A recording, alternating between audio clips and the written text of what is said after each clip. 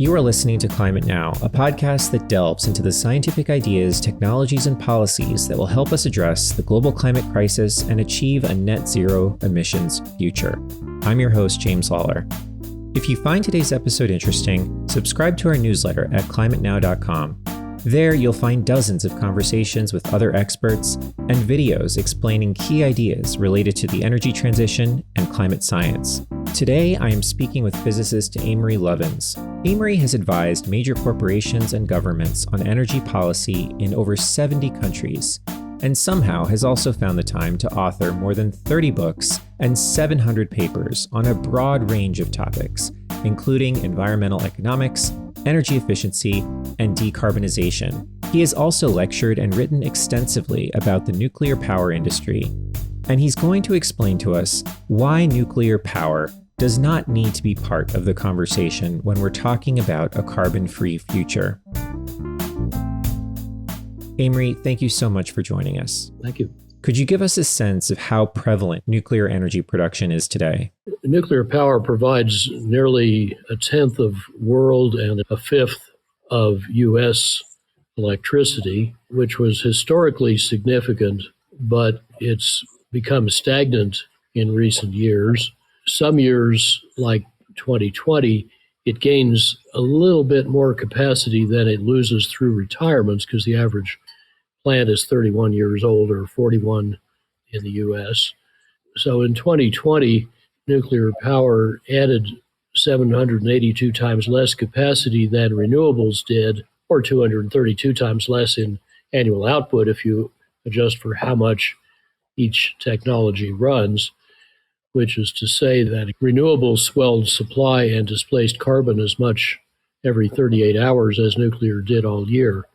Then in 2021, as happens upwards of half the time now, nuclear lost more capacity to retirements than it added, lost several billion watts, whereas renewables added 290 or so billion watts. So it's already game over just because nuclear has no business case. I'm really interested in learning more about why you say that, especially considering that governments, including the United States, are spending billions of dollars on projects to demonstrate nuclear power technologies. In June at the G7 summit, for example, President Biden announced that the United States is committing $14 million towards a proof of concept nuclear plant in Romania. Special Presidential Envoy for Climate John Kerry even said at the time that nuclear energy represents, quote, a critical tool in the fight against climate change. So tell us, why is nuclear less viable than renewables? The biggest factor is it costs too much. The top merchant bank, Lazard, says it costs about 3 to 8 times more than modern renewables like solar and wind per kilowatt hour. And Bloomberg New Energy Finance, which tracks 24,000 odd actual projects worldwide and looks in detail at what each of them costs, says it costs about 5 to 13 times more than renewables. Actually, if you look at it from the perspective of the whole grid, because adding a technology to the grid may incur so-called integration costs, it's not clear that those numbers change materially. In fact, there's some pretty good evidence now that adding big steam-raising power plants like nuclear or coal or gas to the grid adds more integration costs than adding renewables.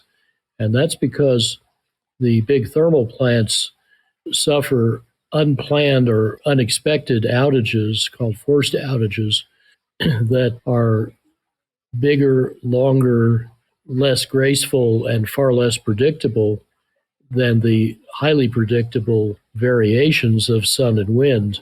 So that means you need more reserve margin, spinning reserve, cycling costs, and so on for the big thermal plants. It is not true, as many people suppose, that because, as is well known, the sun doesn't always shine and the wind doesn't always blow, that means you need a huge battery backup to make sure that you have reliable power from variable renewables. In fact, they are often more predictable than electricity demand itself. They tend to work well at different times and at different places. So if you diversify by type and location and run the grid properly, They're perfectly capable of running most or all of our electricity needs very reliably and resiliently. But isn't part of the argument that projects like the one in Romania represent a new type of advanced nuclear technology? It's called a small modular reactor, or SMR. First, what is a small modular reactor, and what's your opinion on these new designs, which are touted as being safer, cleaner, more reliable, more efficient, etc.? Small modular reactors and so-called advanced reactors, and there are about 50 odd kinds of both being pursued, are the latest effort of the nuclear industry to rebrand itself as having some shiny new object you could admire that will solve all their previous problems. There are even extravagant and ridiculous claims made about how they will avoid making nuclear waste and they won't be proliferative and they're perfectly safe, so you don't need a containment structure. You can put them right near cities and so on. Well, let me generalize a bit because there are so many kinds in play, but broadly speaking, the early units will cost at least twice as much per kilowatt or per kilowatt hour as existing reactors, which are already 3 to 13 times what you would pay for renewables to do the same thing. And then during the many years in which you would be seeing if SMRs work right and if they can scale, the renewables will get cheaper again by another factor too. So you do the math, 2 times 3 to 13 times 2, SMRs would have to be 12 to 52 times cheaper in order to beat renewables. It is hoped, of course, that the initial factor 2 cost disadvantage will be more than offset by mass production. But there is no way on earth mass production can get you to a factor 12 to 52. And in fact, you couldn't even scale SMRs before renewables have already decarbonized the U.S. grid on existing plans.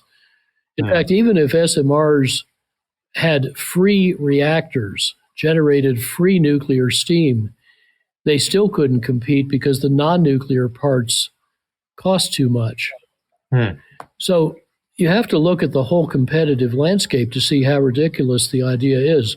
The SMRs are decades behind another kind of SMR, small modular renewables. Now, they are decades ahead in exploiting their formidable economies of mass production because they're so much simpler than a reactor. So nuclear can never catch up. It's too little, too late. But meanwhile, as long as it's operating or planned, nuclear hogs the market space, it jams up the grid capacity, and it diverts investments by private investors or governments that cannot be contested. The market space is closed to the more climate effective, carbon-free competitors of renewables and efficiency. So it's actually setting us back in saving the most carbon with the fewest dollars and the fewest years. That's what we need to be doing. Let's dive more into this idea of reliability of nuclear versus renewables. The popular argument in favor of the former is that nuclear offers a consistent and reliable source of energy. I believe the concept that they refer to is baseload, or the minimum amount of power the grid needs to produce to keep the lights on. But you've said the opposite. If we install the right mix of solar and wind in the right places, we can overcome this intermittency challenge that renewables present. Intermittency isn't even the right word. Because the output of sun and wind is so highly predictable, the right word to use is variable. Intermittency is the right word to use for fossil and nuclear power plants because they suffer billion-watt outages in a millisecond without warning, quite unpredictably. Not very often, but often enough that they incur rather large backup costs, which are not normally considered. They're counted as somehow inevitable system costs and not counted in the analysis. The term baseload has at least 5 different meanings. It's not a useful term. It's especially not useful now. It's a kind of diffuse honorific, but it's become antique. It was useful when the plants normally called baseload, like fossil and nuclear, were the cheapest to operate other than hydropower. So you would use them, dispatch them whenever they were available, which was most of the time. However, they're no longer the cheapest to run because now you can build new renewable capacity cheaper than the total or even just the operating cost of those fossil and nuclear plants. And then the renewables cost almost nothing to run. So when you run them whenever they are available, then the other power plants you need must be flexible enough to follow that load, or actually what's called the net load, because demand varies a lot too. So what you need to follow is demand, which may be altered by efficiency and timely use, minus the renewable supply available at the time. Unfortunately, the fossil and nuclear plants, especially nuclear, tend to be rather inflexible. Nuclear in particular is usually counted as a must-run resource. It's so inflexible that with isolated exceptions, you have to run it whether you need it then or not. This means you you are pushing out of the grid renewables that would be much cheaper to run. I'd love to ask you about this idea that wind and solar are predictably variable, because most people understand wind as something that is hard to predict. Sure, you can look at the weather, but the weather forecast is often wrong.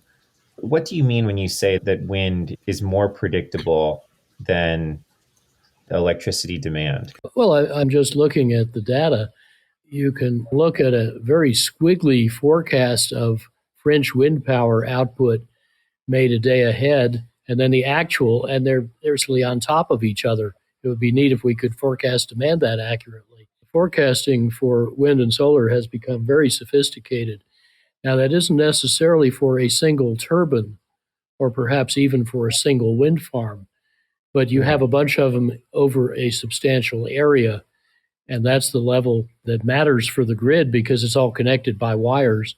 You don't care where the electrons are coming from at any given moment. It gets fuzzier as you go out to days ahead, but we don't normally worry about days ahead in the electricity business. We worry about how we're going to schedule the capacity we have. But you see, there's been a complete reversal in how we think of the grid, how we run the grid. In the old grid, we would forecast demand and then schedule supply to meet it. But in the emerging new grid, we will forecast supply, as from solar and wind, for example, and then schedule demand because we have the ability now, without inconveniencing the user, without the users even noticing, to alter when we use electricity for uses when the timing doesn't matter. Like if we were to turn off your electricity to your refrigerator for 15 minutes, you'd never know.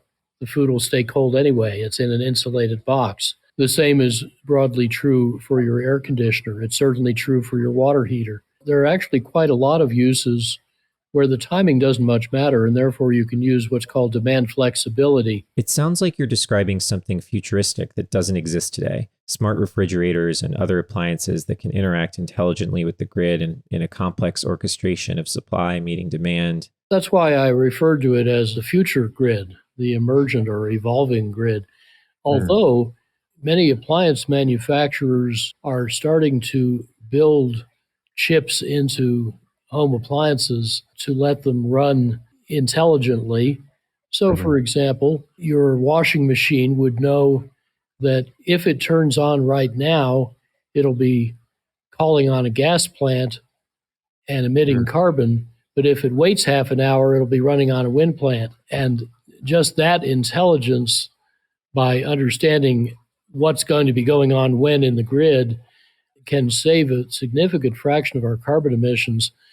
But you don't actually have to wait for new chips to come into your appliances as you gradually buy new appliances to replace the old ones, because you could plug in your appliance through a little inexpensive box that will have that intelligence and communication built in. Amory, in the more immediate future, in order to scale renewable energy, don't we need batteries or some type of central storage solution to provide the kind of flexibility that you're describing? And wouldn't that need to be included in the cost comparison with nuclear power? It is clearly feasible to run a grid entirely on a diversified mix of renewables, not just one. And it's not at all clear we're going to need batteries to do that. The places that do it now, particular countries that often have a lot of hydro, but not all, don't install giant batteries in general, because the other 9 carbon-free ways to keep the grid in balance suffice. And we already have some rather impressive examples. Germany is only about half renewable powered, but in almost every week, they're up in the 80+% range of renewables, in many weeks between 90 and nearly 100, occasionally 100. Denmark is often over 100, and a couple of years ago they were 79% renewably powered. Scotland, which unlike Denmark has hydropower, was 99% renewable in a recent year. Portugal around 64, Spain 46. So these are rather impressive when you remember that some people still think you can't go over 10 or 20%. And that was a very widely held view in the industry even a few years ago. In fact, many said you couldn't go over 1 or 2% without the lights going out. But clearly that's not true. Amory makes a strong case that if you compare the price of wind or solar to the price of nuclear, the economics of nuclear just do not make any sense. And yet, the United States project in Romania that I mentioned earlier is not the only instance of new or upcoming investments in nuclear energy projects. Britain, for example, has announced plans to build 8 new reactors by 2030 as part of their decarbonization strategy. It really begs the question, if there is no business case for nuclear energy, why are so many people still beating that dead horse? Here's what Amory had to say about that. I don't want to speculate on motives, but it's obvious that 7 of the 10 biggest economies in the world currently have leaders who are really fond of nuclear power and seem impervious to evidence that it's not a cost-effective, practical solution to the energy problems we have. Britain has probably the least advanced energy policy of any major industrial country. I lived there for 10 years and have watched it closely, and it gets less impressive with time. But notice that the British government did not commit any funding for these announced new reactors, and that probably means they won't happen, just like most of the ones recently announced didn't happen, because the investors don't want to put their money in. It is also clear, interestingly, that nuclear power is not a route to energy security for several distinct reasons. One is it's rather vulnerable to climate change, not only because many reactors are in coastal sites subject to flooding, but also because nuclear needs an unusual amount of cooling water that has to be cool enough. So if you have hot spells, that becomes a big problem, and it's shut down quite a few reactors in Europe over the years. Secondly, if there is a safety problem or a major accident, large numbers of reactors can be shut down simultaneously, as we've seen in Japan and in France. Thirdly, as reactors get older, they get less reliable. It's kind of like an old car. Costlier stuff starts going wrong. And the flag bearer for the world nuclear industry, France, is now in deep trouble on its nuclear program. In 2020, the average French reactor produced nothing a third of the time. They're having some serious safety-related corrosion problems that have required many of their plants to be closed for repair or for new safety inspections. And the result is that in 2022, as the previous December, France is losing more nuclear output and having more nuclear capacity shut than Germany has closed in total 2000 through 2021. Wow. A fourth way in which nuclear power is not a path to energy security is that when you have these immense inventories of radioactive material in the reactor and the spent fuel pools, which are much more vulnerable, that means that they're prone to attack. And Japan indeed has just asked what sorts of defense will be available against potential Chinese or Korean attack, because they see what just happened in Ukraine. and they're deeply worried about it. This is not the sort of technology you really want in a densely populated country. Everything you said today, Amory, would seem to refute the idea that nuclear energy should be considered as part of a portfolio strategy to decarbonize. In fact, it sounds like a waste of money. This mushy mantra of all of the above, which comes out of mouths of a lot of people who should know better, is, I think, exactly the opposite of what we should be doing. Because the more urgent climate change is and the more we're worried about it, the more necessary it is to invest judiciously, not indiscriminately, to buy cheap, fast, sure options rather than costly, slow, speculative options. Buying the cheap, fast, sure options is the only strategy that will save the most carbon per dollar and per year. Anything that doesn't do that makes climate change worse. So the next time you hear some official eager to appease every constituency and offend nobody say that we support all of the above, we're not picking and backing winners, I would remind you what the Dean of U.S. Utility Regulators, Peter Bradford, said to that. He said, no, we're not picking and backing winners. They don't need it. We're picking and backing losers. We have these really powerful dynamics at play with hundreds of times more installed capacity per year of renewables versus nuclear. We have more nuclear retiring more or less than we do getting installed. We have these cost profiles that are actually worsening, not improving with new generations of nuclear technology. We have the persistent issue of nuclear proliferation, security risks around that. Is there any way that nuclear recovers from these dynamics, or is it effectively game over and should we just stop talking about it?